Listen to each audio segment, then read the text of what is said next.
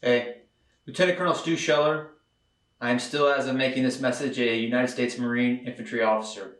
I've been advised through the legal channels that continued challenges to the military and political leadership could result in pretrial confinement and or escalation of my legal situation, which I'll get into momentarily. But I thought that this message, being the culmination of everything I've put together up to this point, was important enough that I wanted to put it out. And I hope that if you support me, you'll share this message because it's that important.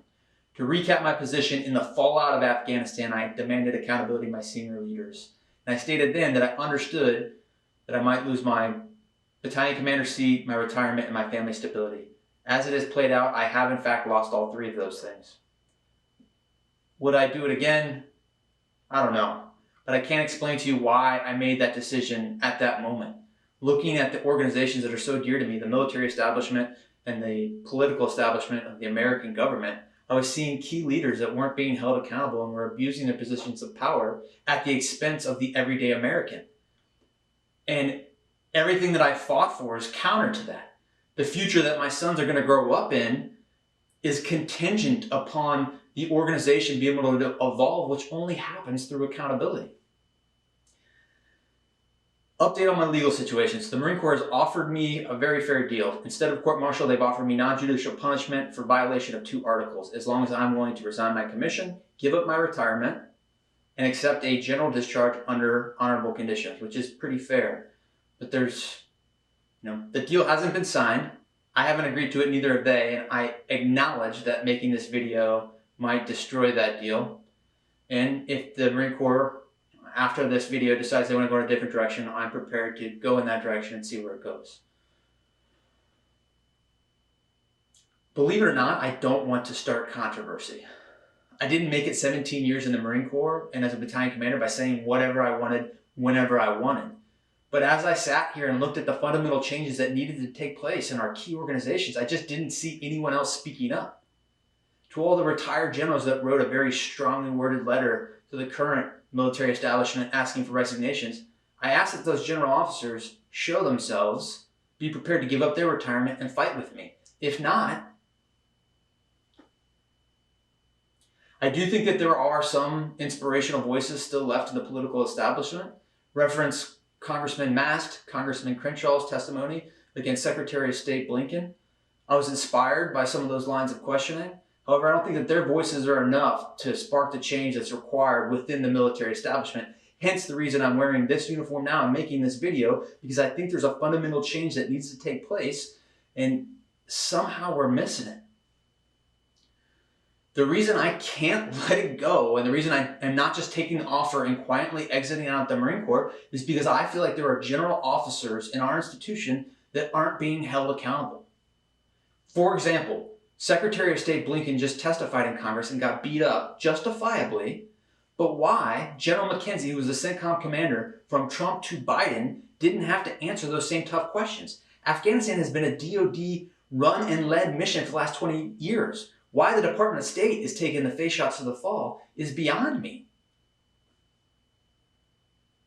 I think it may have to do with the post-Vietnam generation that feels the need to show respect to service members to the expense of not offering criticism that I think our General Officer Corps rightfully needs. I think history has demonstrated that general officers don't always have the right answer. Before I get into my way forward, there's one other comment I want to make, and that's to General Berger, the Commandant of the Marine Corps. General Berger, sir, your pivot and transition to the next fight, I think, is admirable, and I think it's for all the right reasons. But I offer to you, if you can't hold senior leaders accountable, then it's all for nothing. You had a predecessor that talked about an awakening. He talked about the role of the Commandant was to protect the very soul of the Marine Corps. But he focused on the NCOs that, in my opinion, have fought very bravely and valiantly for the last 20 years. I do believe there's an awakening that needs to take place, but it's not at the NCO level. It's at the general officer level, the people that are not being held accountable, the people that are leading this organization. And I ask that you use your leadership to use some introspection and look at the problems that are occurring. I'd also like to address General McKenzie. Sir, you made comments that are public record on August 31st that stated you made bad assumptions, that you left hundreds of Americans in Afghanistan, and then you itemized pieces of equipment that total hundreds of millions of dollars. I know you are a great American. I know you didn't intend to fail. I know you have served very honorably and are probably a great leader. But that doesn't absolve you from the accountability of your bad assumptions. I am announcing, well, I've read the entire UCMJ in the last 2 weeks of my purgatory and all the punitive articles, and it turns out that all military officers are subject to the UCMJ. It's because it appears to me that no general officers are willing to hold each other accountable.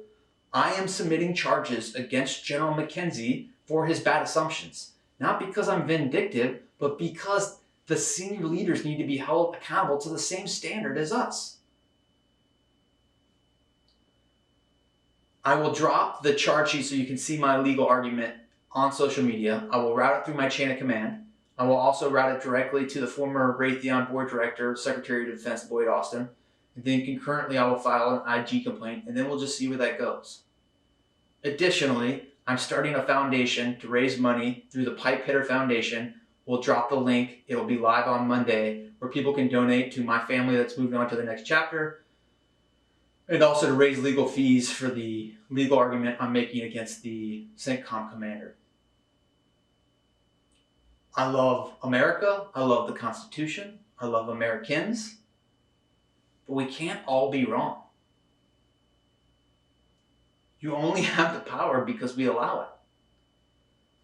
My name is Lieutenant Colonel Stuart Scheller, and I was the only officer in the entire American coalition fired in the debacle of the Afghanistan fallout. I acknowledge that I should have been fired. However, the hypocrisy of the general officers who are not being held to the same standard is a microcosm for the entire problem that is going to bring down the great institutions of this republic that we love. I implore you, please use some introspection to fix the problem that I am trying to vocalize.